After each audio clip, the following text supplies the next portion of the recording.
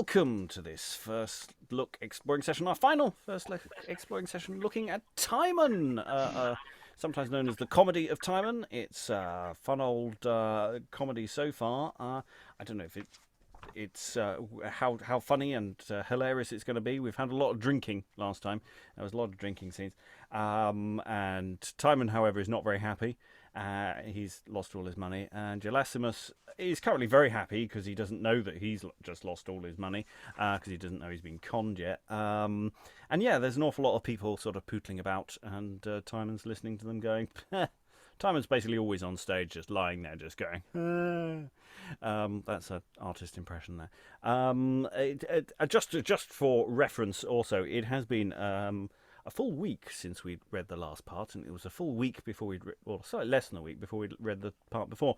So we may take a moment to remember what's going on.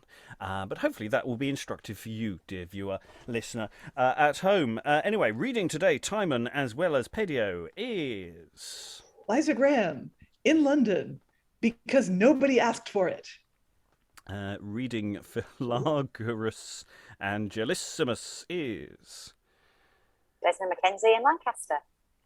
Reading Sprusippus, Obba, Demeas, and Callimela is... Hi, it's Tom from Brighton. Reading Hermogenes, Grunnio, Eutrapelus, and Blatte. The fantastic Blatte is... I am Eric. I was going to say I'm a Blatte on reality, but that doesn't really work, does it? As a joke. It just fell flat like a Blatte. No. And I am your host, Robert Crighton. I'll be reading stage directions. I am also, unfortunately, reading parts as well, so this could get a little crazy. We're all, at some point, going to talk to ourselves. We don't quite have enough people in the room, but I will be reading Stilpo, Lachus, and Pseudocheus. So, without further ado, we're going to dive into Act 4, Scene 3. Enter Hermogenes, Stilpo, and Sprusippus in gowns, and remember, Timon is somewhere on stage.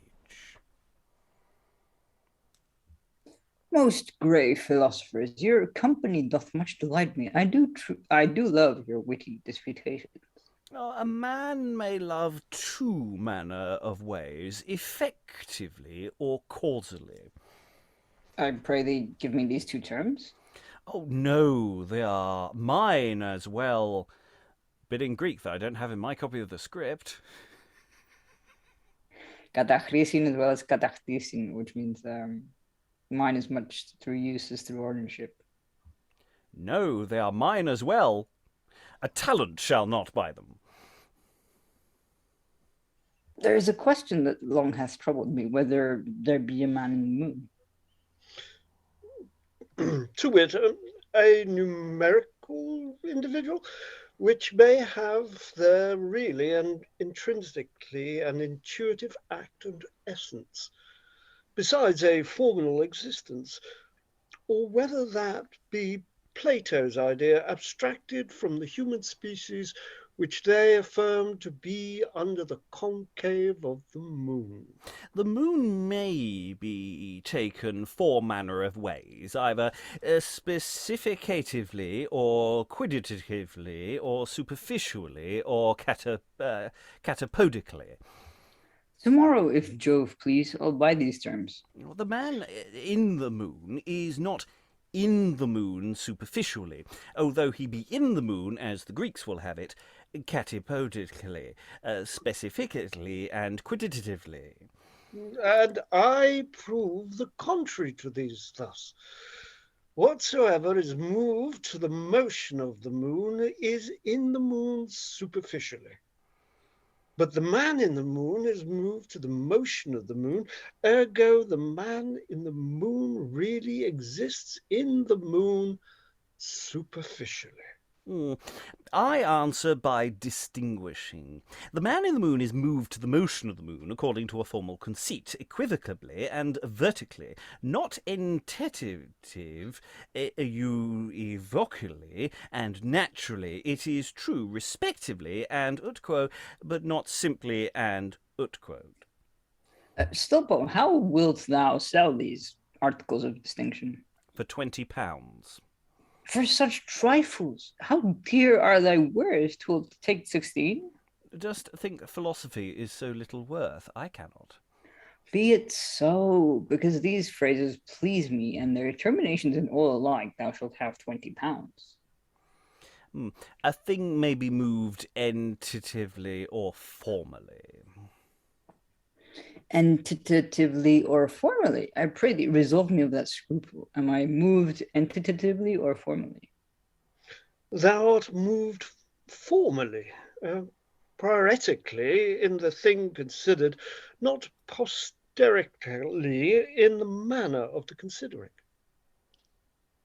Hermogenes, rememberest thou thy vow? Hermogenes? Timon ariseth from the ground. What wouldst thou have?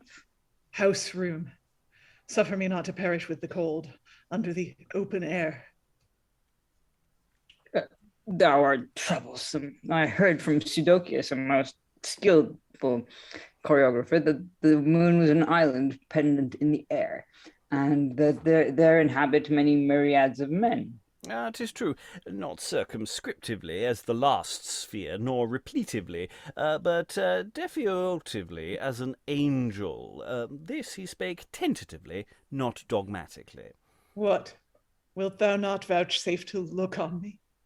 Begone, thou art troublesome, I say. Thou thankless wretch! Dost thou reject me thus proudly tramplest on my miseries? If thou art wretched, go and hang thyself, and halter will soon mitigate thy grief. A man may hang himself 3 manner of ways, either aptitudinally and categoristically, or perpendicularly and heuristically. Choose which of these thou wilt. O Titan, seest thou this? And is it seen? Eternal darkness sees upon the day. Ye stars go backward, and a fearful fire burn up the Arctic and Antarctic pole. No age, no country yields a faithful friend. Cursed fury overflows my breast. I will consume this city into dust and ashes. Where is fire? Tisiphone, bring here thy flames. I am to mischief bent. These naked hands want but some instrument. Stilpo, Sprusippus, vent your sentences, appease his fury, it doth rage too much. Man's like unto the sea that ebbs and flows, and all things in this world unstable are. There's nothing on the earth that's permanent. As clouds disperse the force of Boreas, so all things into nothing do return. Adversity cannot daunt a wise man. Art thou oppressed with grief? Be patient. A heavy burden patience makes light. Hath fortune left thee naked and forlorn? Then clothe thyself with virtue. Virtue alone beatifies the mind. Oh, she is not blind. She cannot be deceived. She doth despise no man. She none forsakes. She is not angry. Doth not change. Nor range. With comfort she relieves the grieved soul. She's fairer every day than other. The nearer she, the fairer doth appear. This grieves me worse than all my poverty. Hence, ye varlets! Oh, the chiefest good in virtue doth consist. Whose rage is moderate, that man is wise. He that is wise is rich. Whom fortune quails is poor and base. Your counsel hath deserved these thanks. And Timon beats them. Oh, dost thou buffet a philosopher? Will a free city such a deed allow? Oh, I am holy. Oh, withdraw thy hands. I'll run away and take me to my heels. Not so, not so. I'll recompense thy pride. Timon beats them. Hermogenes runs away. Timon follows him in at one door and enters at another. Oh, how doth thy head, Sprusippus? It doth ache as well as posterically. As prioritically, let us hence, lest he again assault us with his fists. Exeunt Sprusippus and Stilpo. What hath he thus escaped from my hands? Thou goddess Nemesis, revenge my wrong. Oh, let him wander up and down, a wretch unknown through cities and through towns. Let him desire to die, and yet not die. And when he's dead, reward him radamant according to his merits. He deserves the pain of Sisyphus, the thirst of Tantalus, and in thy lake Cocytus to remain. Enter Lachus. My master's voice doth echo in my ears. How full of fury is his countenance! His tongue doth threaten, and his heart doth sigh. The greatness of his spirit will not down. Thee, O son, I do to witness call. These hard misfortunes I have not deserved. But sit upon some other earth and pray. This place is barbarous. Here their proud hands scorn to relieve a poor man in his need. Oh, thou revenge come wholly to my hands. I will revenge. That takes not grief away. But it will lessen grief. Something I'll do. I'll not consume this day in idleness. Invite these rascals. What shall they do here? I have prepared them a worthy feast. Go, call them, therefore. Tell them there remains of so much wealth, as yet some overplus. Exit Timon at one door, Lachus, his disguise servant, at another. Lots of interesting things in there. Echoes of Hieronymo in the railing there. Not just calling on Nemesis and Radamant, but just simply the way he beats people and runs out one door and runs straight back on again. There's something there that feels like it's talking to that. I really like these two philosophers. I mean, I totally failed to say some of their words correctly in the speed of the moment, but I just love the way Stilpo, because he just goes, a thing can be a thing or a thing. It's either a thing or a thing or a thing. And you go through that, and then when we get to talking about hanging, he goes, well, hanging can be a thing or a thing. You can do it this way or that. And it's just like, read the room, man. Read the room. He's just got one trick. He's a one-trick pony. I really enjoyed all that stuff about the man in the moon. I thought there was some really nice points about, well, if the moon is moving, the man in the moon is moving, you know, and all that sort of stuff about nature and existence. Thoughts in the room. I thought that was quite funny as well as dark. I thought they managed to balance the two quite nicely. Come on, someone. You know you want to. I'll go to Liza, and then Eric, then Tom. Okay. I mean, the thing that struck me most was, you know, I live in London. We have a lot of homeless people here, and this is very much like this scene could pretty much be taking place on any London street. The place where I went to university was also had a larger than average homeless population for a place of its size, because it was a tourist town. And anyway, so the way that Timon says, house room, suffer me not to perish with the cold under the open air. And Hermogenes just says, thou art troublesome, and turns back, oh, I heard from Pseudocheus, a most skillful chronographer, that the moon was an island pendant in the air. And it's like, yeah, I mean, it has resonance for us today, I think. Yeah, and it's continuing where we left off last time, of people who had previously been, you know, who flourished under Timon's generosity, and they're turning their back on him. And here, you know, it's even Hermogenes, rememberest thou thy vow? You know, yeah. So there's a promise in play as well, not just the social material that's going on as well. Yeah. I mean, the trouble with this was that Timon explicitly said that he was using his generosity to buy himself friends. And the trouble with friends that you buy is that when you can't afford them anymore, they're gone. Yeah, you're not buying them, you're just renting them. And that's the problem. Eric? And everything is rent.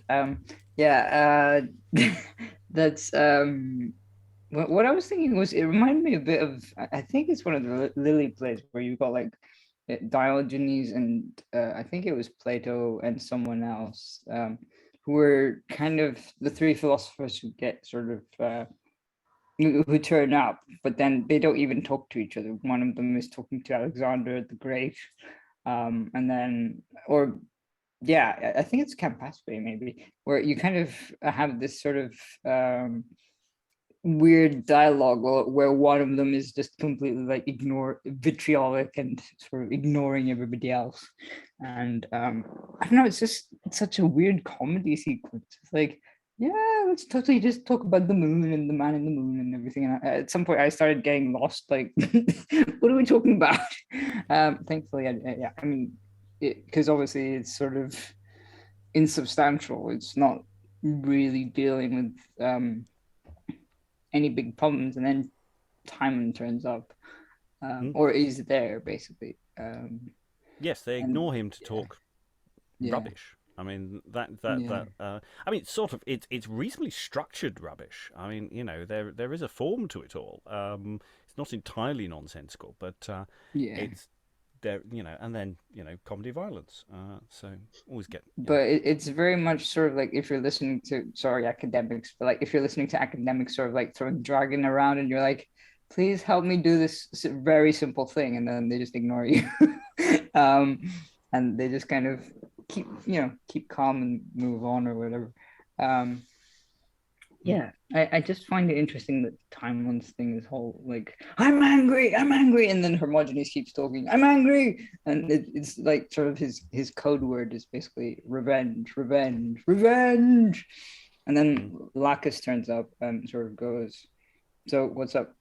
What's the problem? And he still goes revenge. It just feels a bit like over the top. I don't know. Yeah. Well, yeah, but Lachus is there saying, you know, look, we can do the revenge thing, but it won't make you happy. You know, it won't actually help you. Tom. Again, just remembering the playfulness, the colourful language from last time goes on apace, which is great. But I love the way that Liza then came in with that menacing tone of fury against the pompous and bombast of the philosophers. So again, remembering from last time, this is a nicely written play.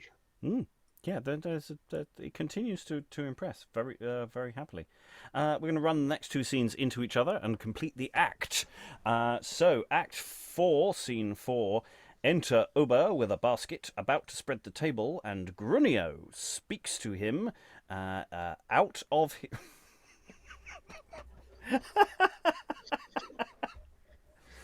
I don't know how to interpret this line of stage directions. I'll just say it and then we'll move on. And Grunnio speaks to him out of his hole. Is this the wedding day? So jove me, love. These teeth as yet touch not one crust this day. Neither shall they. Hence, thou spider catcher. He offers to pull him out. But why art thou so extreme angry? Why dost thou so unmercifully without my dinner turn me out of doors? We nothing have to doing with you now. Thy master's daughter has cast off Timon. Come out of thy hole, thou shalt not lurk here. And he pulls him out. O cruel Obba, hast thou no pity? Oh, suffer by my nose to smell the meat. I truly am more hungry than hunger. Wert thou hunger itself in the abstract, thou shouldst not move me to compassion. Must I then, Grunnio, be hunger-starved? What shall I do? What will become of me? Nothing's at home but lean long-legged spiders. Go fat thyself with them. Farewell, Obba. Inhumane Obba, If I die this day, one leg of mutton put into my grave, I may sup better in the world below. And exit. I'm just going to briefly pause here because why is he in a hole? I mean, is it a sort of butler serving hatch or something, or is he just literally in Timon's hole? I don't. Grunnio. What? I know his master doesn't feed him very well, but this has got surprisingly weird, and I'm not quite sure why he's. What does hole mean in this context? Was he hiding in the basket, hoping to get some into the feast, and has been found by Obba, who's the butler? That might be. That would make sense if he's in there's a hole in the basket, and that's a thing. Either that, or he's under the stage and speaking through the trapdoor. Yeah, but again, why would he be under the stage? I don't understand why. His basic complaint is fine, but what it makes sort of sense if he's just trying to eat the food. If he's in the basket or something like that, that does sort of work. Eric, were you waving? I was just gonna say that maybe it's like sort of, if it's a kitchen type setup, maybe he's sort of lurking somewhere where there's I don't know, somewhere to dispose of dishes or something, and he just kind of can smell everything and steal things and whatever, and just sort of, I don't know. I felt kind of bad for him because it's almost like a mirror of the previous scene, because you've got this element of I will die without food, but obviously in a less like menacing way. Anyway, we'll leave the mystery of that scene for a bit and move forward into. I didn't mean to stop there, but I was just so confused about the whole. I didn't quite know where to go. Anyway, Act 4, Scene 5. Enter everybody, so we're going to be talking to ourselves at times. Enter Timon, Lachus, Obba, Philargurus, Gelasimus, Pseudocheus, Demeas, Eutrapelus. Furnish the table, set on dainty cheer. Timon doth bid his friends their last farewell. Thou wisely dost. It is too late to spare when all is spent. Whom the gods would have to live but poorly, let him be content.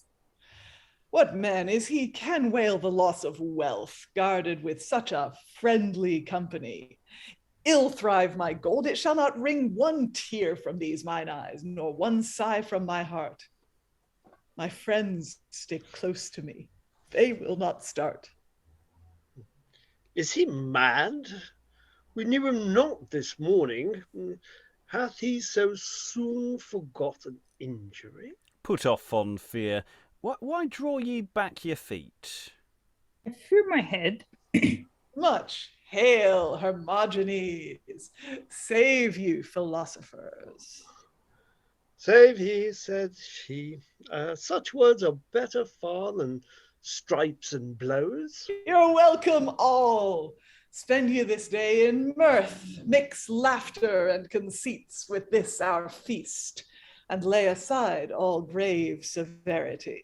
There lie, philosopher. I put off all formalities, eccentrical and concentrical universalities, before the thing, in the thing, and after the thing. Specifications categorical, categoricomathetical, and syncategoriconetical, heketes complete, and haplos or incomplete, and katati. He seems like a dry herring. Expect no junkets or yet dainty fare. What cheer poor Timon hath, you're welcome to.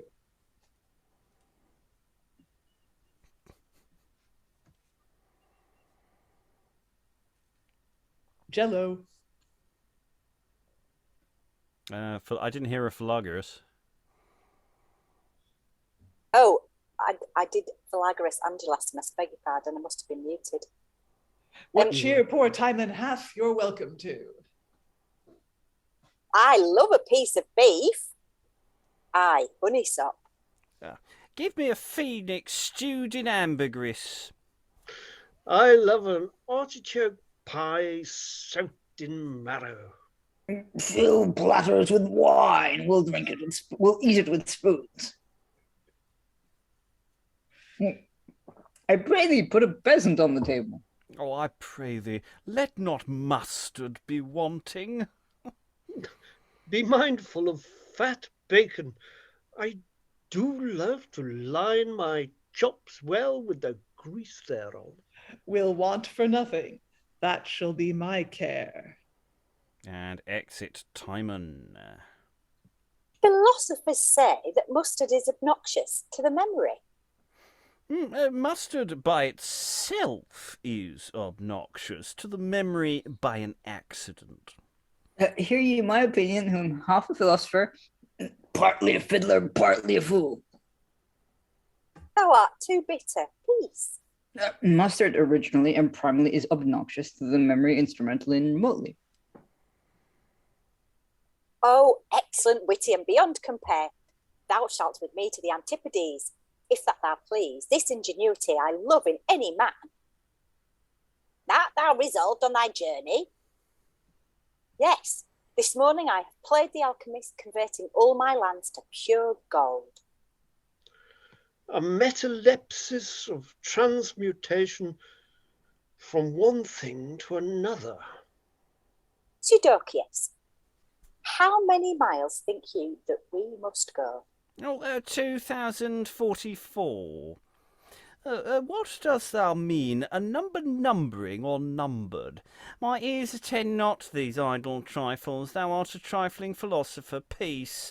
Perseus, he had a winged horse. The allegory of this fable I purposely lay open in an oration newly penned. If you please, I will relate it. Thou orator, care thou for thy metaphors. Perseus, what's that to thee? The horse's name was Pegasus. Yes, I remember it well. What was his name, saidst thou? Pegasus. What if I know where Pegasus is fed with oats and hay? A wit worthy of immortality. 1 word's enough for a wise man. Thou mounted upon Pegasus shalt fly. The ship shall carry me. Let each man take his place. A place is a superficies concave. Or convex of a body ambient. True, if it be considered entitatively, not formally. Before I leave, I'll make these terms threadbare. Now, as I live, they cost me 20 pounds. Someone bring water. These philosophers washed not their unclean hands this day. A little ink adheres in the superficies of my nail. I writ the state of a question this day, whether the heavens be made of stone. It is made of stone, stoned, not stoning. Oh, Jupiter, he speaks solecisms. Where is thy master? Oh, he'll be here anon. In the meantime, sit down. Philargurus, thy hoary hairs deserve the highest place. Enter Timon. Oh, happy me, equal to Jove himself. I going, touch the stars. Break out, O joy, and smother not thyself within my breast.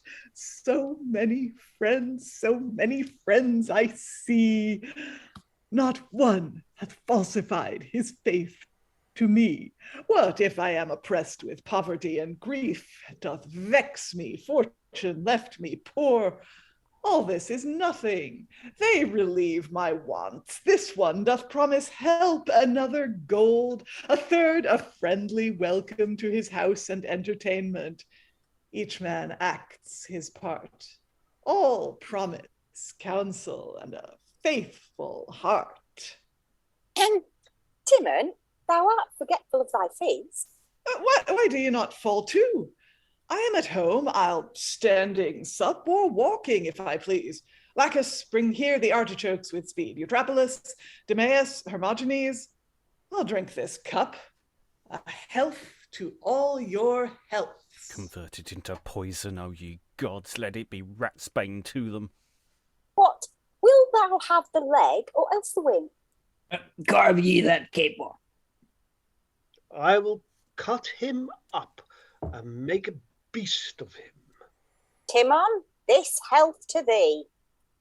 Pledge you, sir. These artichokes do no man's palate please. I love them well, by Jove.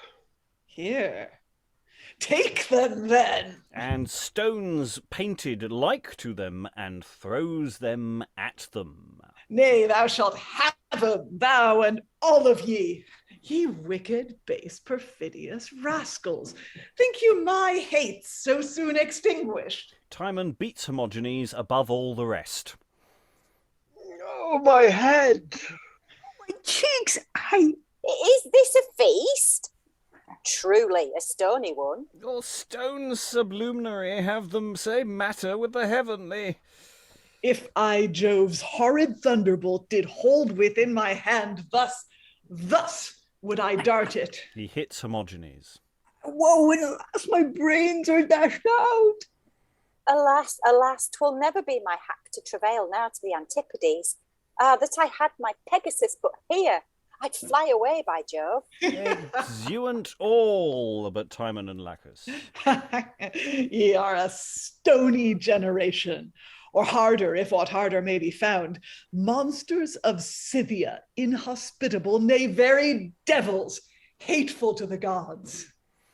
Master, they are gone. The pox go with them.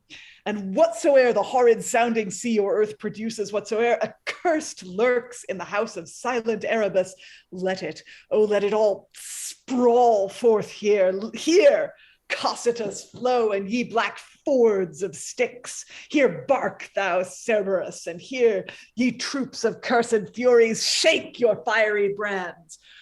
Earth's worse than hell. Let hell change place with earth, and Pluto's regiment be next the sun. Will this thy fury never be appeased? Never, never. It will burn forever. It pleases me to hate. Go, Timon, go.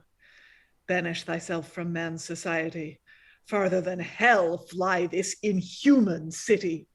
If there be any exile to be had, there will I hide my head. Exit Timon.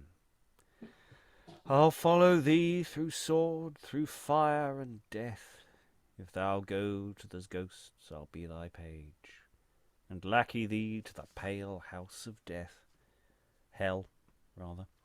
Thy misery shall make my faith excel. End of the act. I said Geronimo earlier. I don't know. I'm feeling he's channeling Orlando Furioso at this point, isn't he? I love the detail that he's painted the stones like artichokes. I mean, he's positively just throwing hand grenades. That's what they'll look like. So, yeah, I mean, and it's quite violent actually from this, and he's really going for Hermogenes, and you know, it does sound like Hermogenes might have concussion, or for that matter, actual cranial damage there. So, yeah, that's quite a party. Well done, everyone, by the way, for considering we didn't have enough people to be all the people at the party. But I did love all the stuff about the food. I did, you know, an artichoke's pie soaked in marrow. Pheasant. Fill platters with wine, we'll eat it with spoons. That's what I want to use. I want to use that one. That's a good one. There's so many good lines in this play. Any thoughts? Other thoughts in the room? I like the way that the sort of con men are trying to out-con each other, that they're all talking nonsense at each other, and there's a sort of competitive edge of going, oh, don't you tread on my patch, mate. Quality to some of that, all the stuff about, you know, between Pseudocheus and the other sort of philosophers, inverted commas. Yeah. Any other thoughts from the room? That's not me, who have words. Eric. I like how this play is funny on various levels. I mean, it's got the darkness part, okay, as well, but you know, with time and all that. But then it's got like sort of the word play, but also the like the physical comedy as well, which you can kind of imagine it happening at the same time, like sort of painted artichokes, or painted stones, presumably. I don't think they had paper mache back then, but something equivalent, unless they actually had stones for this, which would have been, dangerous for health and safety. But I mean, they didn't do risk assessments back then, so it didn't really matter. I think, to be fair, the cast would just straightforwardly refuse to let Timon throw actual stones at them, unless this is a cunning revenge play that never actually got further than this, and actually he just bludgeons them all to death at this point in the play, which actually I'd be down with. Actually, I find that an interesting murder attempt thing for actors. I find that's an interesting breaking of the conventions of theatre. I'm going to stop now. Have you had a workplace accident that was not your fault? Any other thoughts before we go to Act 5? Eric? Basically, he's doing the equivalent of sort of taking out a paintball gun and just going, so, you think my head's extinguished, do you? I don't know, maybe just, it kind of feels like it's hard to take this scene seriously, but also he's just kind of very angry, very sort of, I just like how Lachus is so are you done yet? And sort of checking in with him as well, sort of, and Timon just goes, never, it will burn forever. It's just over the top. Yeah, but I don't know if he's being sarcastic. I think Lachus is genuinely concerned for his mental health of his master. Of course, his master doesn't know who he is. He thinks he's somebody else, as it were. Sorry, Tom. No, I just found it, again, the light and the dark, and but I did find Lachus's commitment to his master quite touching. In very, very simple few lines, which just ring very, very, very nicely through. Okay, let us go into Act 5 then. Act 5, Scene 1. I don't think the doubling is quite so extreme, but I think some people may talk to themselves, but hopefully it's less of that will now happen. Gelasimus, Pseudocheus, Demeas, Eutrapelus, and Paedio enter. My boots and spurs are on, all things ready, only I want my flying Pegasus. Oh, but stay a while till you have eat his hay. Wouldst have him carry thee 300 miles without a bait? Paedio, bid the smith view Pegasus, if any nails be wanting in his shoes, or if his hoofs be pairing. How circumspectly provident is he? When thou art mounted up aloft into the middle region of the air, a hill hangs on the right hand, on the left a rock. Direct thy course just in the middle way. Between the rock and the hill, I apprehend. Oh, there, rocky Etna swells, breathes out his flames. Take heed, lest Pegasus there put his foot. The middle region of there is coldest. If thou art wise, at Etna warm thy hands. Oh, hold thy tongue. Etna being left, fly to Pindus hill on right and left hand. There thou shalt behold the Mamulacian inhabitants. Them and their cities and their regions thou shalt soon overpass, and at the length the Milky Way thou shalt espy. Keep that way will bring thee to the Zodiac. There thou mayest lodge all night, if that thou please. That city have 12 inns for travellers, Taurus or Gemini, Cancer, Leo or Virgo, if you please. Choose which thou wilt.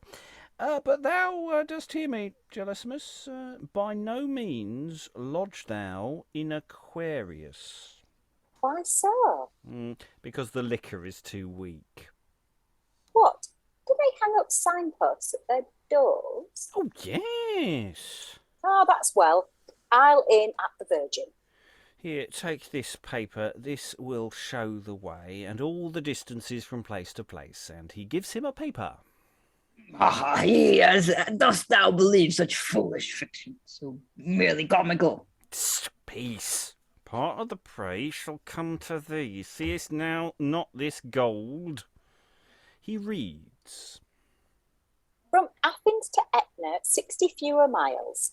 From Etna to Pindus, 81 mile and a half. From Pindus to the Mamluks, 59 miles. From the Mamluks to the Tingitanes, 16 miles and a little more. From the Tingitanes up to the Zodiac, 23. There I will in. Well, where must I go next day? From the Zodiac down to the pleasant fields of Thessaly, 57. There I will pick a posy of sweet flowers. From the pleasant fields of Thessaly to Gergestidonia, 34 and somewhat more. From Gergestidonia to the Squilmagians, 83. From the Squilmagians to the Pygmies, 80 miles and a half. From the Pygmies to the Antipodes, 90 short miles. Pseudocheus, thou promised to write a chronicle of all thy travels. Prithee, have a care. My travels may be registered therein, and let that book be my rare monument. He is ambitious, how he desires to have his folly made immortal. If thou wilt, I'll notify it sufficiently to the people. Will you? Pseudocheus, reward the orator. What, canst thou amplify? Demosthenes could never paint a thing out better in his colours. Thus I begin. A journey is undertaken, but of whom? Of a young man. Of what manner of a man? Not a beggar, but one that yet is endued with the goods and fortune and body. This is called the circumstance of the person. Let us now come to the circumstance of the place. What is the end of the journey? Not Sparta, not Thebes, not Mythiling itself, but he travails to the Antipodes, the remotest region beneath the earth. What is the cause? Impulsive? Not merchandise, not rapine, nor war, not... I egregious orator, it is enough. Ours have wings, they quickly fly away, and 'tis no wise man's part to make delays. Farewell, my friends, for a long time, farewell. Jove give thy voyage fortunate success. Go that thou mayst return, return that thou mayst go. Mayest thou not perish by the way thou goest, I farewell. And they exit. So Gelasimus has been sent on his journey. He's been given a very useful set of instructions. Turn left at the at Mount Etna. There's lots of every so often I'm just going, oh, there's a joke there that I'm not getting. It's like what the sign of the Virgin. I'm not sure which zodiac sign that is or what misunderstanding. There's a joke there, and I'm not sure what it is. I'm not sure. It's a punchline to a joke. It's been set up. I don't know what the punchline means. But never mind. I'm sure someone will tell us. I'm sure Desna. Is it because he asks if they hang up signposts at their doors, and Pseudocheus says yes, and says, well, that's all right, I'll in at the Virgin. So he knows that that's guessing that there's some sort of sex joke in there. That's what I was assuming. Yeah. So he'll know where he wants to stay. Yeah. I mean, there's all sorts of things. I just want to know what it is that Gelasimus thinks he's travelling in or on. Because, he's talking about Pegasus. And, are they doing sound effects of this monstrous horse in the other room or something? How are they maintaining the con? And I feel like that's an opportunity for a production, is to, this noise. Oh, there. Eric. I think maybe they have coconuts and yes, just like someone's like holding like a bunch of feathers or something, like, oh yeah, these are totally from Pegasus, and yeah. Pegasus or they've Foley found from inside a shed. Yeah, I just keep picturing like they found the most miserable horse alive and attached a pair of wings, like really fake wings to it. But yeah, no, it just like one of the wings sort of like, skewered and falling off kind of thing, skewed and falling off. Yeah. Yeah, no, I like that. I like that. For a horse. A horse with a sort of, awkward contraption thrown on it that is a bit mangy. A Shetland pony with wings. A small dog with wings. I mean, how far do you want to push this one? Anyway, let us move on and see where it goes. Act 5, Scene 2, we return to Timon and Lachus with 3 spades in their hands. Begone, I say, why dost thou follow me? Why art thou yet so instant? Faith commands. Faith. What is faith? Where doth she hide her head? Under the rise or setting of the sun, name thou the place. Here, in this breast. Thou liest. There is no faith. 'Tis but an idle name, a shadow, or nearer unto nothing, if anything. Let me but follow thee. If thou wilt follow me, then change thy shape into a hydra that's in Lerna bred, or some strange monster hatched in Africa. Be what thou art not. I will hug thee then. This former face I hate, detest, and fly. What is the reason thou dost hate me thus? Is this the recompense for all my pains? He discovers himself. Thou heretofore didst turn me forth of doors, when I did give thee true and good advice. Doth the same fury now possess thy mind? What wickedness doth make me so abhorred? Thou art a man. That's wickedness enough. I hate that fault. I hate all humankind. I hate myself, and curse my parents' ghosts. Doth grief and rage thus overflow thy bank? When will they ebb? Thou sooner shall unite water to fire, heaven to hell, dark to light. My mind is constant with a burning hate, and knows not how to change. Forsake me, then. I thee desire my foe, and not my mate. Think me thy foe, so that thou suffer me to be thy mate. No, hardness I'll refuse. If thou command, my parents I'll despise. Thou so commanding, will them ever hate. Thou hast prevailed.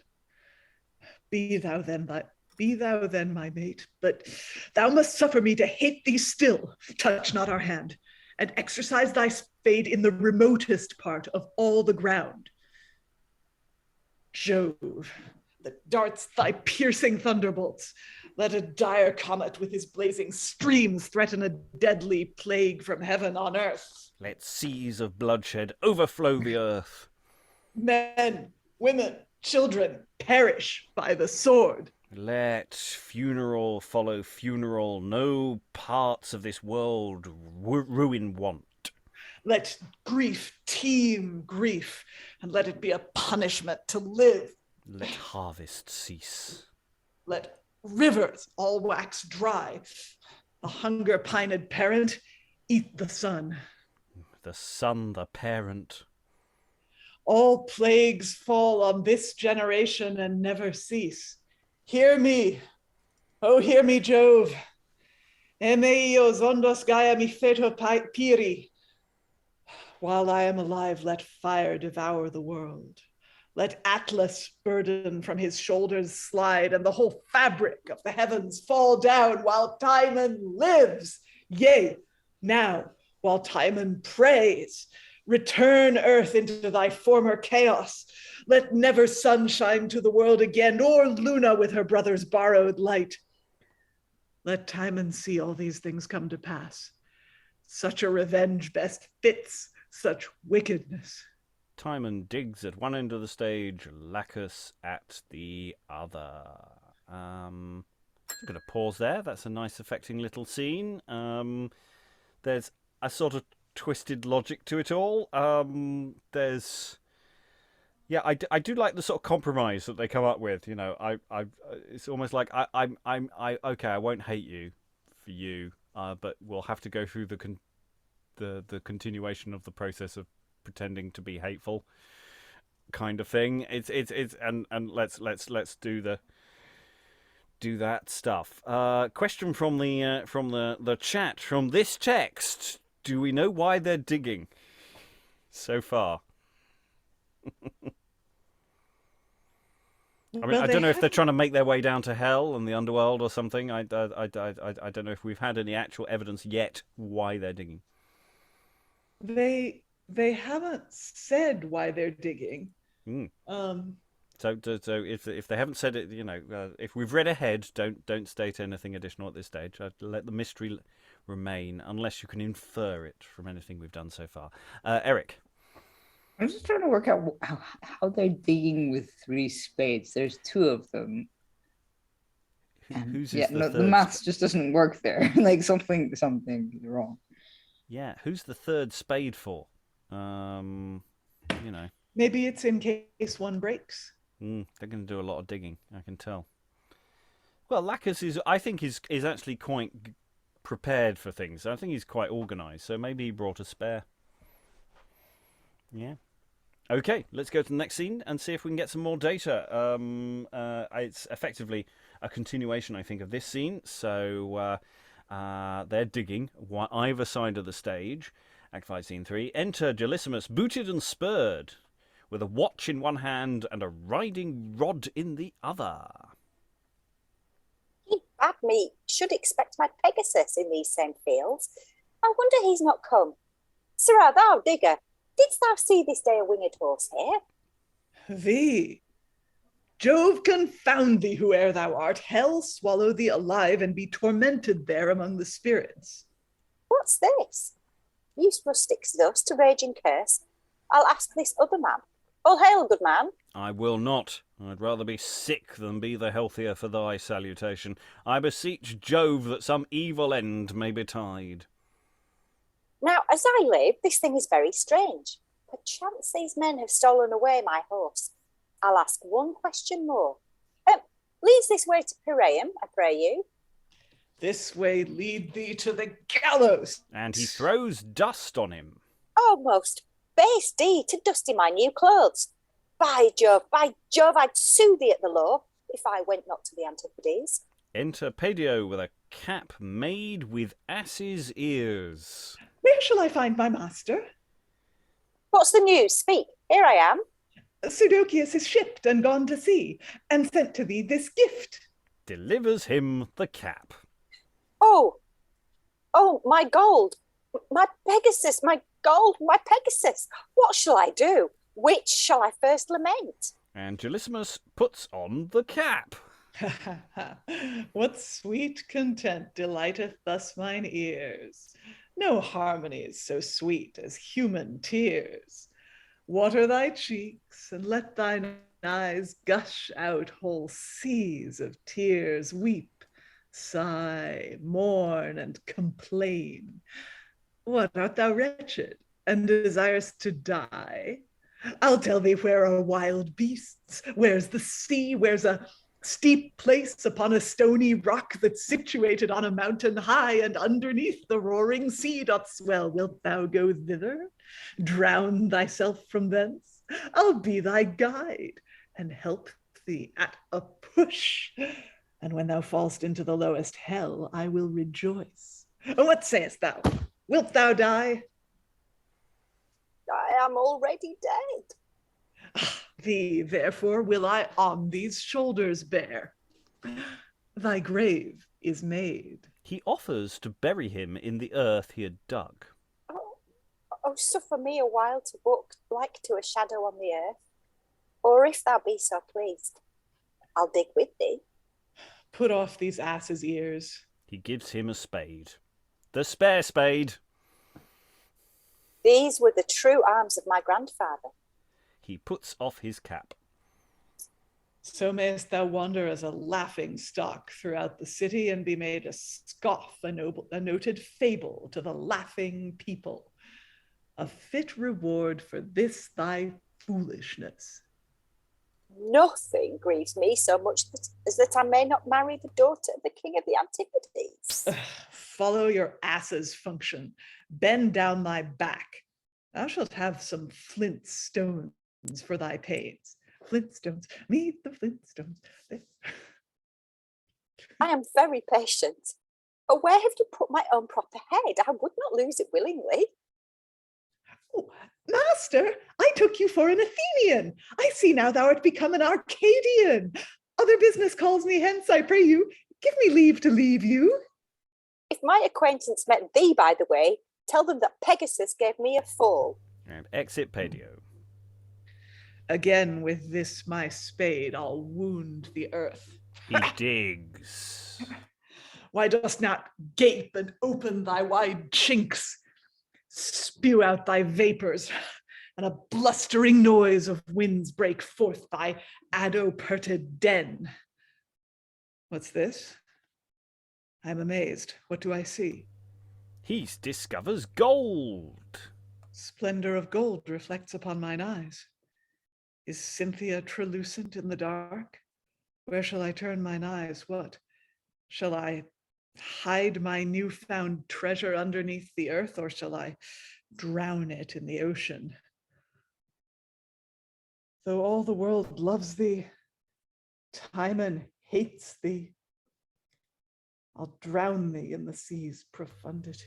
He offers to go drown it. Stay, master, stay! Where run you headlong thus? To drown the ruin of the world and me. The gods would have thee to be fortunate. Fig for the gods, I will be miserable. Wilt thou be wretched of thy own accord? Under bright gold lurks wretched misery. I speak it by experience. Under bright gold, public revenge doth lurk.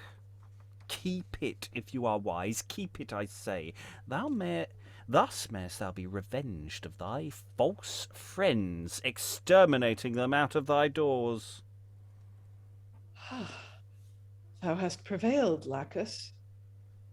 Far from the city is a desert place where the thick shadows of the cypress trees obscure the daylight, and Madge owlet whoops. That is a place I'll choose for my repose. Let that day be unfortunate wherein I see a man. Thee also will I fly, as fearful of thee. I will follow thee. Thy lot doth vex me. Timon hates all men. Yea, I detest them with a deadly hate. Neither the gods themselves do I affect. Exeunt Timon and Lachus. Oh, ye good people, what will become of me? My land is sold, and all my gold is fled, and nothing left me but this ass's head. O Pseudocheus, worst of travellers, hast thou thus cheated thy Gelasimus? Is this the wedding thou didst promise me? Is this my Pegasus? I am undone. A noble gentleman of the Golden Hill, the only prop and pillar of his house, Gelasimus by name, is quite undone. Grant me, O fortune, grant me one request, and tell me whether thou wilt, yea or no, 5 or 6 talents pour down suddenly into my hands, or hail them on my head. What sayest thou? Art thou deaf as thou art blind? Timon pulled gold out from the earth's closed jaws. What if I also dig? Come hither, spade. Dig out some gold, good spade. And Act 5, Scene 4, the continuation of the action. Enter Hermogenes, Stilpo, and Sprusippus. Here is temperate. Let's walk a while in these fields. What company is this? I'll put on my proper head again, at least they know me. Aristotle, in his Meteorologics, and the 15th page, as I remember, defendeth paradox et atropos. Neither canst thou disprove him, for the Lord Paradox and the Lord Atropos perchance were Aristotle's friends. Why looks Sprusippus so? Oh, he is peripatetic. But we cannot hear him. Ah. A minor problem. I will defend Aristotle to the death. Yea, I'll swear punctually to all he writes. Swear thy heart on't. I'll say it again and again that Aristotle was a blockhead. Besides his beard, he had not one hair of learning. Stir not up my collar. I define a peripatetic. A peripatetic is a two-legged living creature, graceful, unfeathered, of an unshorn head, a wreathed beard, beetle-browed, of a shallow wit. I'll not endure this disgrace. What wilt thou do? Wilt thou fight, peripatetic? A man may fight two manners of ways, either eminus with his tongue or cabinus with his hands. I'll fight thee with my eminus, with my tongue. A peripatetic is not rightly defined.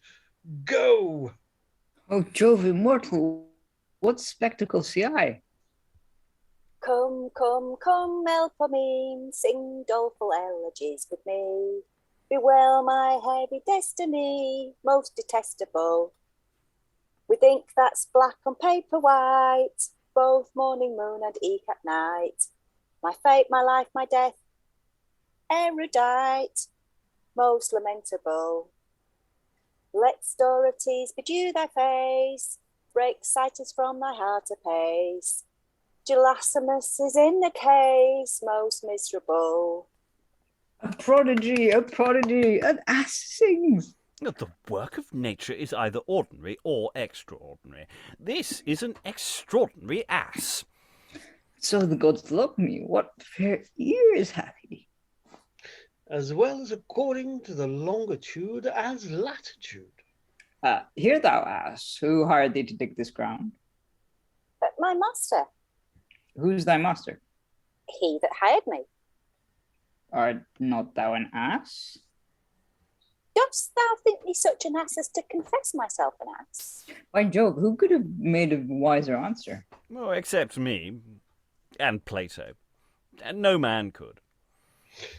He's an ass materially, not formally. Or partially, not totally. I'll resolve it in one word. He's an ass logically and capitally, not physically and animally. Philosophers, I will decide this controversy. Ye say that I am an ass. We say not so absolutely, but according to some transcendental respect. Have ye the state of the question in brevity thus?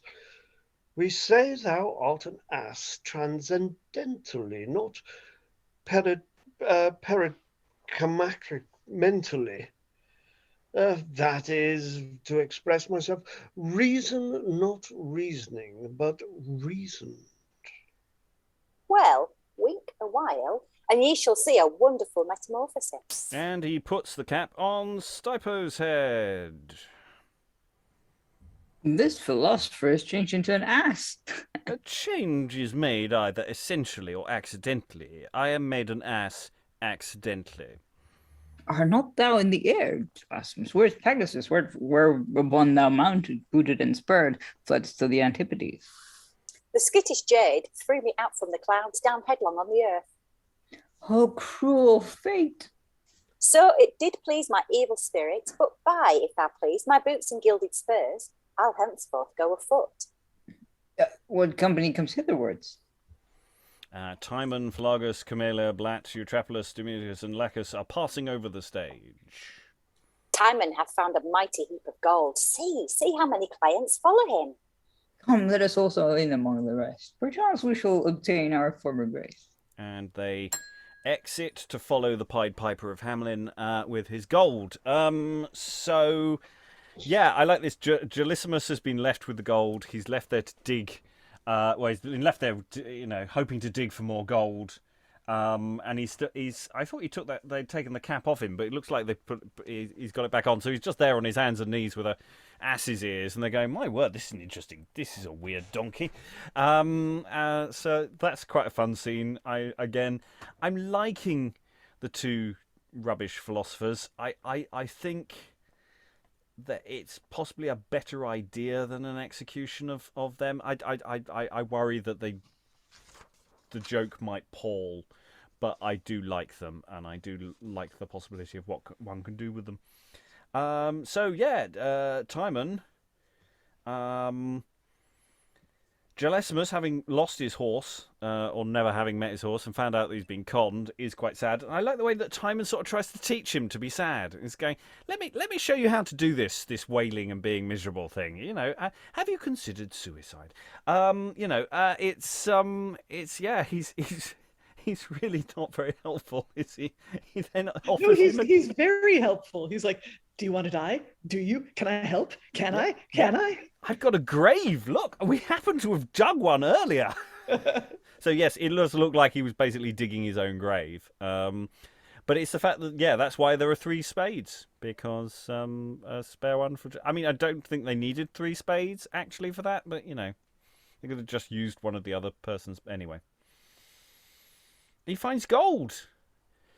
And he says, I'm just going to chuck it in the sea. And Lachus goes, no, we can get revenge. Revenge, mate. Remember revenge? You were talking about it earlier.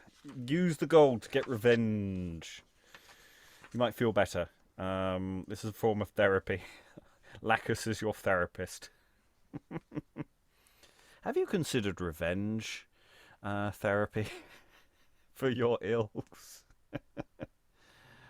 Oh, I quite like that. Okay. Anyway, other thoughts? I'm just repeating what happened in the thing we just read, so I'm not really doing analysis here, am I? Other thoughts? Not mine. Eric. I like how some of these names are actually the titles of some of the Socratic dialogues that Plato wrote. So there's like, if you're really into those kind of things, so you can go read them.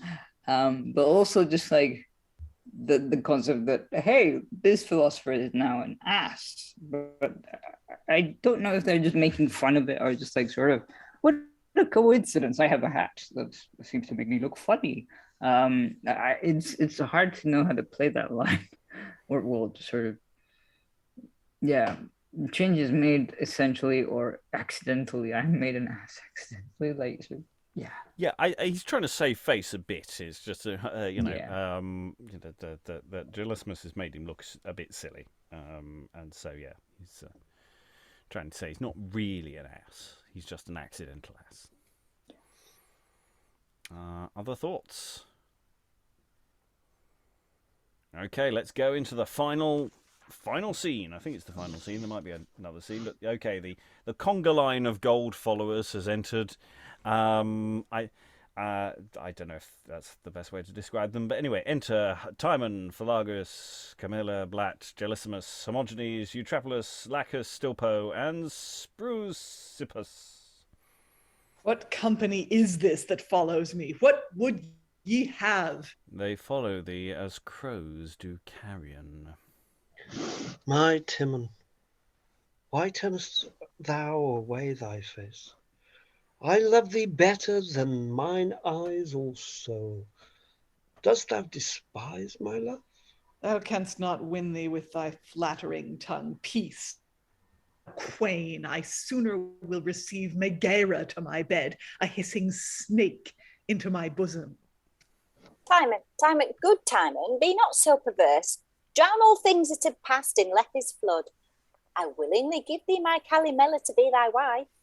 Give her to Cerberus or to the Furies to be tossed in hell. Come on, behold that face, how fair it is, a dainty girl, neat and complete throughout.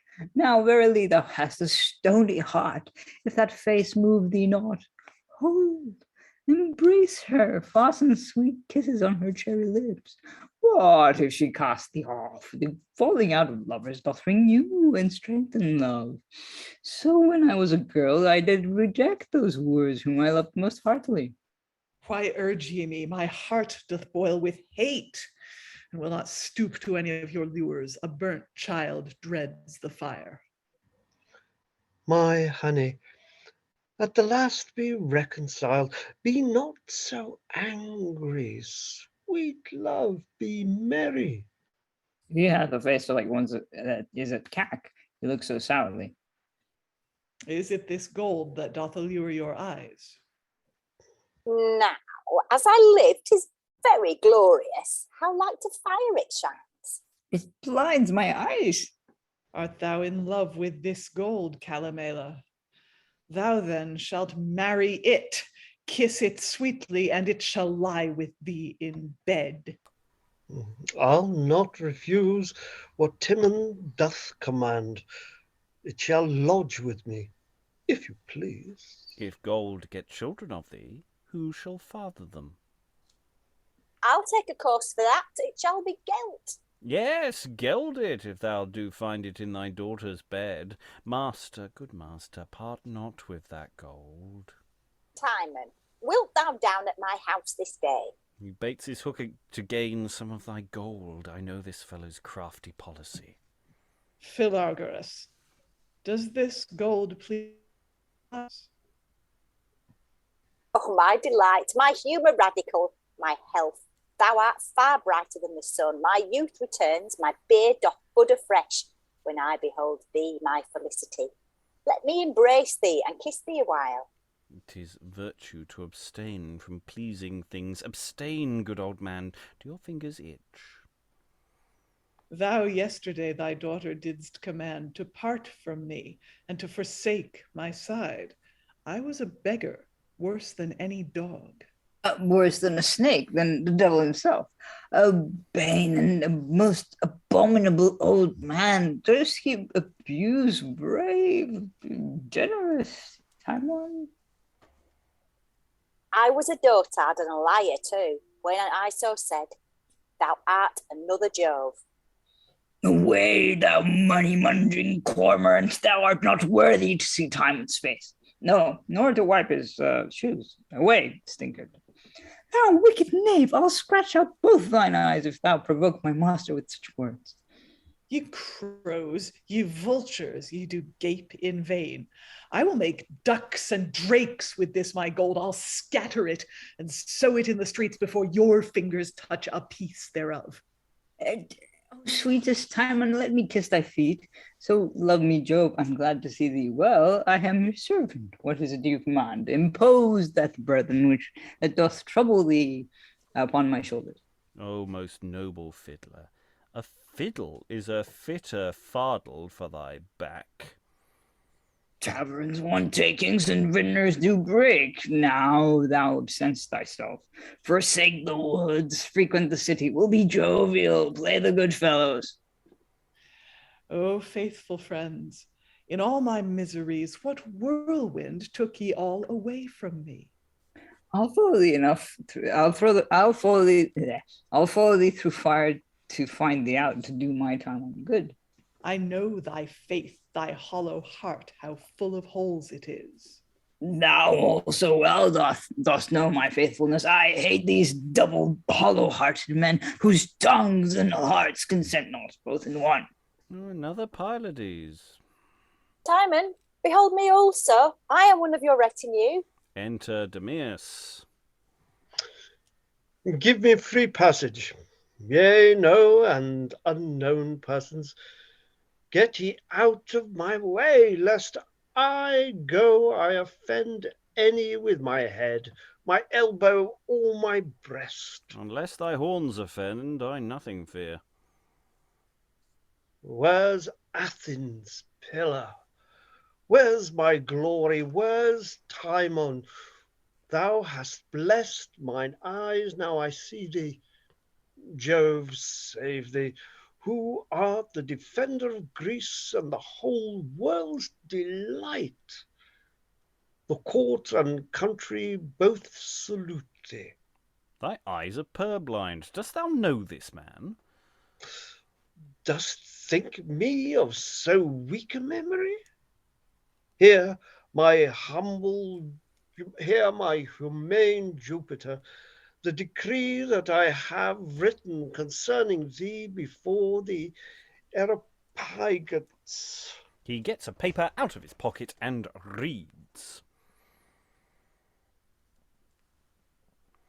Whereas Timon, the son of Echarides, the Colistatian, a champion and a wrestler, was in one day victor of both the Olympic Games. But I as yet ne'er saw the Olympic Games. What of that? That makes no matter. Thou shalt see them hereafter. I ne'er as yet bore arms out of Athens. But thou shalt in the next war. For these causes it seems good to the court and the commonwealth, to the magistrates severely, to the plebeians singularly, to all universally, to place Timon in palace temples, temple, holding a golden thunderbolt in his hand. Demeas spake his suffrages because he was Timon's disciple. For Timon, it was also easily the prince of rhetoric. In my orisons, I used to use his metaphors. Peace, ardor, we ought also to speak. Would I had brought my little son with me, whom I have called Timon after thy name. How canst thou? For thy wife had never a child. But she shall have, and that shall be born shall be a man-child, and that man-child shall be named Timon. Well hast thou said. Dissembling hypocrites, think ye that I will be deceived thus? My Timon, my husband. My son-in-law. My Maecenas, my protector. My sublary Jupiter. Thou ass, why brayest thou not amongst the rest? Seest thou me not a wooing of this maid of 80 years? What say you, my Blatte? Art thou inflamed with thy Gelasimus? If thou wilt have me, I'll not seek a wife among the Antipodes. What says my chick, my love? Sweet Timon, give thy ass some gold to buy some toy for this old pretty maid. Plato in his acrostic saith, it is better to give than receive. Neither doth Aristotle descend from Plato in his first of the metaphysics. The last text saved one. Nor every agent doth resuffer in his action. Wilt thou give? So thou shalt receive. Wilt thou receive? Then give. This, therefore, is the state of the question.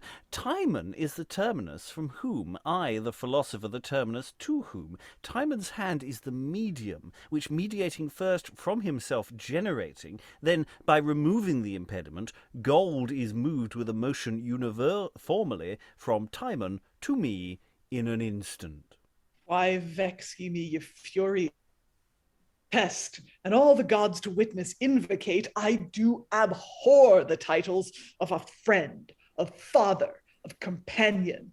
I curse the air ye breathe. I loathe to breathe that air. I grieve that these mine eyes should see that sun. My feet tread on that earth ye tread upon. I will first meet Jove thundering in the clouds, or in the wide devouring Scylla's gull, or in Charybdis will I drown myself before I'll show humanity to man. He beats them with his spade. Master, wilt thou that I drive them away? See how well armed I am. Drive them to hell, that Timon's eyes may never see them more. Oh, Timon, to be thus handled. Why dost thou... Gaps in the text. Oh, wilt thou drive away thy orator? Have I not a decree concerning thee? I am your driver. Hoy, ye, hence, away! What stand ye idle, my fool sophisters? Thou fiddler, play the horns up on thy fiddle. Dost thou see how bow they begin to dance? Sweet Timon, break thou my head with one small piece of gold. Lachus strikes him. And you react in a muted sense.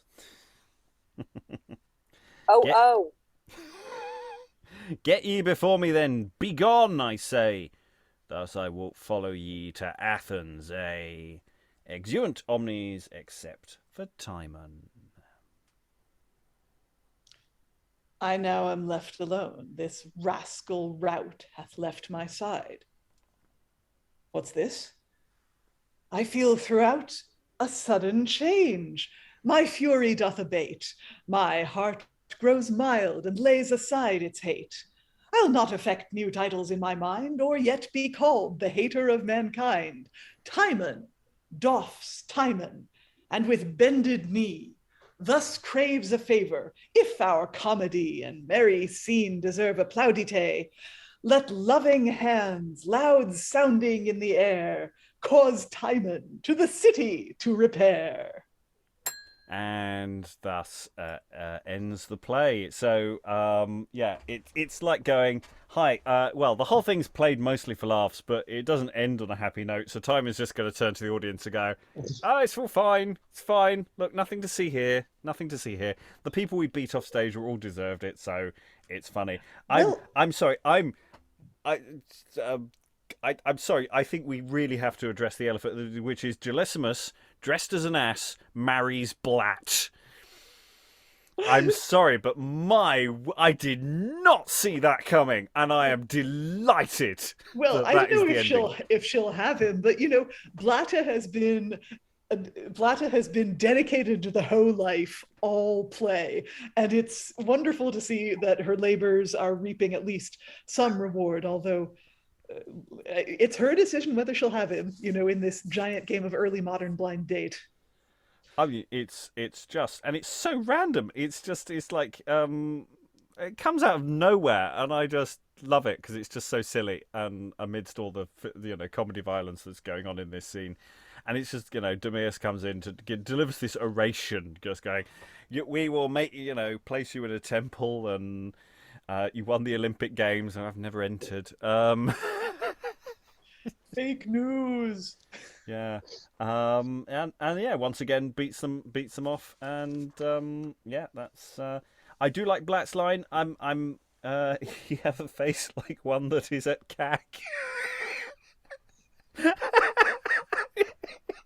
Sorry. I spent a second just double checking that wasn't a typo and going, no, that is the sentiment, and that would have been my exit line if I hadn't just said it there. Okay. Damn, just blown that one out of the water. Anyway, fun times had by all. Eric. I like how it reminded me a bit. I think it was Common Conditions or something that was kind of ended really, really abruptly. Like they suddenly had to cut to commercial and end the thing because they didn't know how to end it. That's what this reminded me of because of the sort of sudden ending. It's like, well, people are going to go off and do things and be sad or happy or whatever and go bugger off and stuff. And sort of Timon has to end the play. It's like, well, I'll be happy now. Yay. It kind of feels like obviously disingenuous, but like I feel if you play it fast enough, it will just sort of be funny. Yeah, I mean, there is a bit of a problem with this as a closing because we have just had a scene, not 20 minutes earlier, that was pretty much exactly the same. I mean, not exactly the same because they weren't fawning on him, but they were sitting there going, oh, he's going to give us food. He hasn't given us food. He's going to hit us. And here he's going, oh, we will woo him again. And then he hits us. So in a sense, it's sort of like we're trapped in a sort of loop. It's like nobody learns. They just keep going round and round and round. And that's interesting. But it is slightly unsatisfying as an ending, it has to be said. But, it's... I think it could work. Eric? Isn't this also how the play started with, like, Philargurus trying to marry his daughter off to the person with the most money or something? So that's kind of how I remember. And it's like, well, let's see, you have money. And yeah, sort of, I don't know. I like the idea that sort of Gelasimus just sort of like breaks away from the horde and goes, I'm Blatte, you're here. I might as well be honest. I wasn't really going for Callimela. I was going for, Yeah, I mean, it's like Gelasimus' journey is the weirdest of the lot, isn't it? Because he's been gulled, he's been turned into this symbolic ass. He's sort of gained some sort of wisdom from it. I'm not sure how much, and then he goes there. Whereas nobody else seems to learn a damn thing. They're all still playing the same con. In a sense, everybody's a conner here. It's not just the professional con men. Everybody's a con man apart from Timon, to a degree. Con men and marks. Yeah. Liza. Wait, Eric had his hand up ages before. Well, me. there was simultaneous. So ladies first. Liza, just take the conch. Okay. So one of the things I like about the ending is that because we don't kill Timon on stage, which would have been kind of the logical conclusion, there's nothing left. Having rejected every other outcome, there is nothing left in the Choose Your Own Adventure book but death. But because we don't kill Timon, the epilogue gives us the clap your hands if you believe in fairies ending. You can Timon doesn't want gold. He wants you to cheer him up by applauding. And so it says something like, let loving hands loud sounding in the air cause Timon to the city to repair. And it's like, yeah, okay, we could save Timon. Yeah, I mean, I don't know the play's heading towards him dying or anything. It seems like I mean, yes, we've had him digging graves and things, but it seems like more like the play that maybe he'll turn around and become wise. And he's just sort of become, can anyone temper his temper?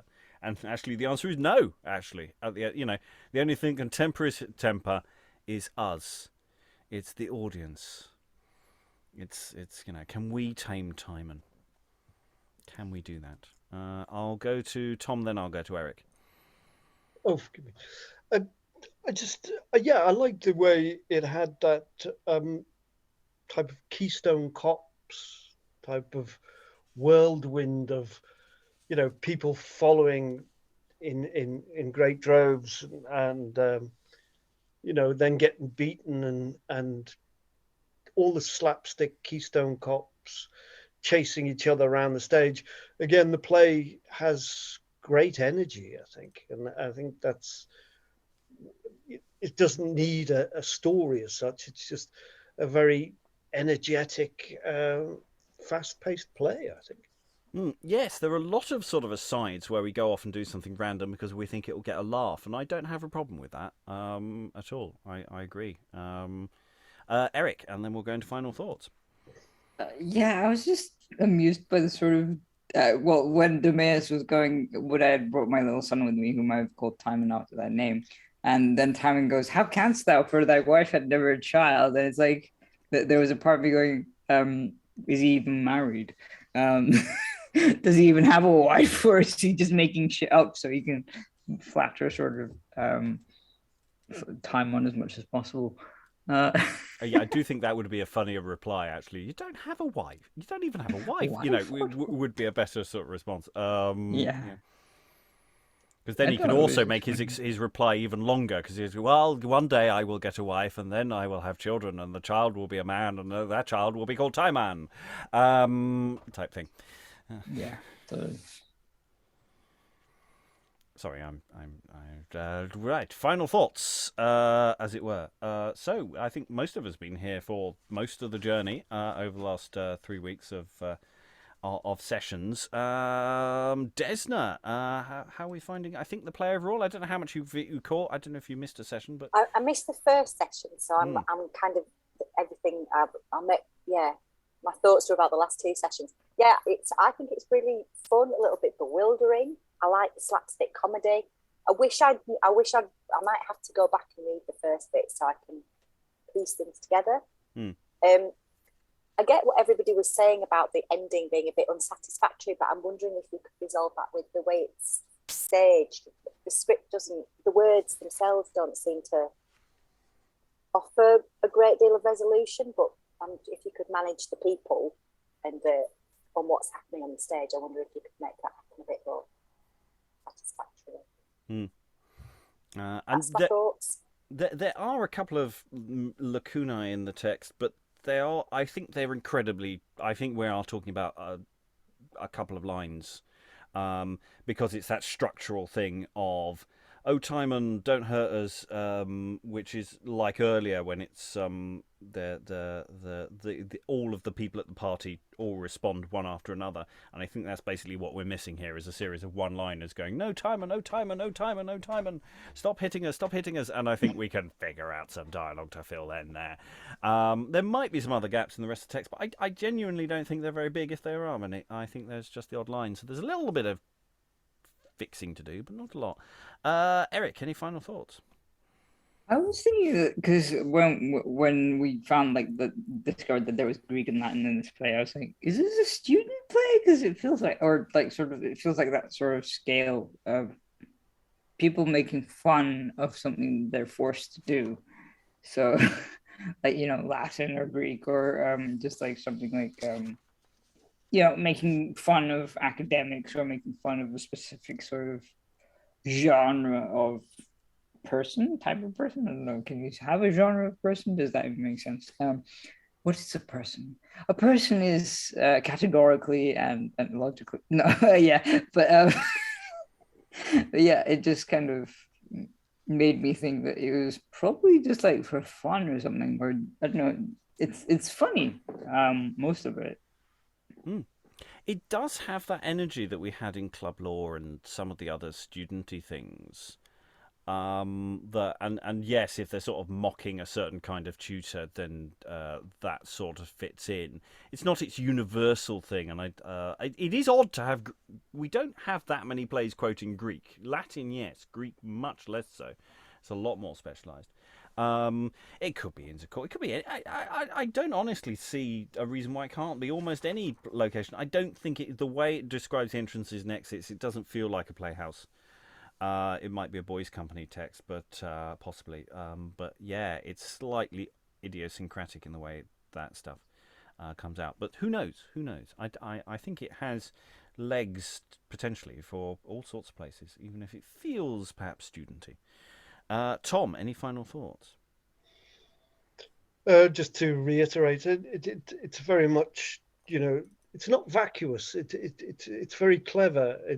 I got this image of Love Island, all of these 15 minutes of fame who suddenly are thrust and will do anything for fame, do anything for gold. And but I did like, as a counterpoint to that, I did like Liza's sort of like that, where Timon starts to talk about revenge. I thought the fury in that, before it got massively inflated, I thought the beginning fury was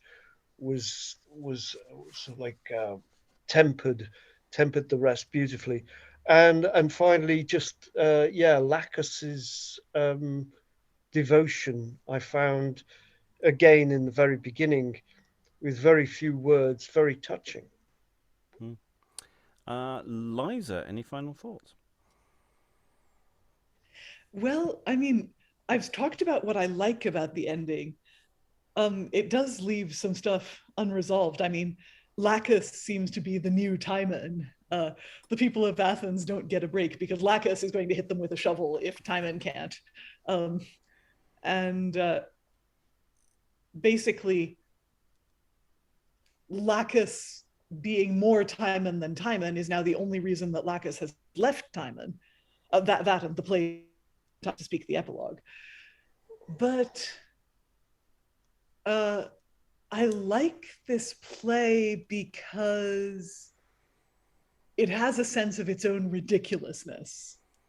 I like the ending with Gelasimus and Blatte. I like the presence of Gelasimus and Philargurus as characters and their relationship to wealth. That makes this a play about wealth, and it makes it a play about capitalism, basically. It makes it a play about, like, how many dumbass ways can we lose a fortune, which is the pitch line. I mean, I like all the various hangers on. I mean, it's reminding me of the Meet the Blob from Merrily We Roll Along. You know, but they are all also individual characters. They're really nicely delineated, and I almost see the ending is more like the final episode of The Prisoner. It's just like it just goes a little bit too anarchic and a little too over the top, and it's actually also delightful. You know, that's what Lachus is there. He's just there, machine gunning down people with "All You Need Is Love" playing in the background. That's sort of how I'm seeing that. And yeah, just being allowed to be a little self-indulgent at the end, and I think that works really nicely. I really like this one. I'm very once again we found a couple of really nice comedies recently that I'm just going. I really like the tenor and the flow of this, and it's not trying to be clever about certain things. It's doing funny stuff and enough cleverness to make me happy. So, well, unless anyone has any additional thoughts to throw in, I'm going to close the session on Timon. All that remains, thank all these wonderful readers for their wonderful reading. Thank you very much, and goodbye. Mustard by itself is obnoxious.